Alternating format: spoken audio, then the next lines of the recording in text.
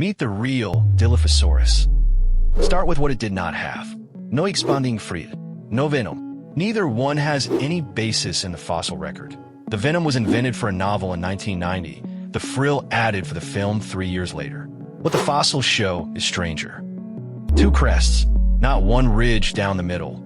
A matched pair, one over each eye, rising almost straight up and meeting at the midline. And each crest is not one bone. It is three, fused so tightly the joints cannot be traced.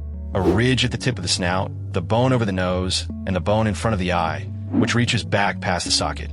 What they were for is not settled. The redescription assigns them no job. For almost 80 years, nobody could say what it really looked like. A Navajo man, Jesse Williams, found the first bones in Arizona in 1940. Sam Wells quarried them, and in 1954 filed the animal under Megalosaurus. The crest was not in the ground he dug.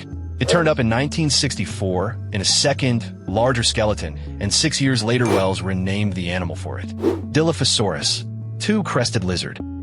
In 2020, Adam Marsh and Tim Rowe went back to 5 skeletons, including material nobody had ever described. Marsh calls it the best, worst-known dinosaur. And bone is not the whole crest. They say it was almost certainly covered in keratin, the stuff of fingernails, and they point to a study of guinea fowl skulls suggesting that covering could have been much more prominent than the bone shows. The crest in the museum case is the core. The living one was bigger. They also ran a brain case through a CT scanner. The bone around the brain is riddled with air pockets, continuous with the sinuses at the front of the skull. Marsh's description, kind of like bubble wrap. The bone is protected and strengthened. Which brings us back to fragile. Wells read the joint at the front of the upper jaw as weak and suggested scavenging.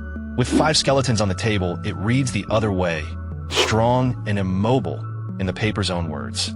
The lower jaw carries stout ridges where big muscles attached. And this was the largest animal known to have lived on land in North America during the early Jurassic.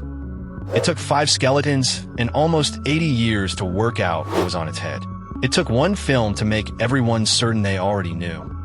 Save this for your next museum trip.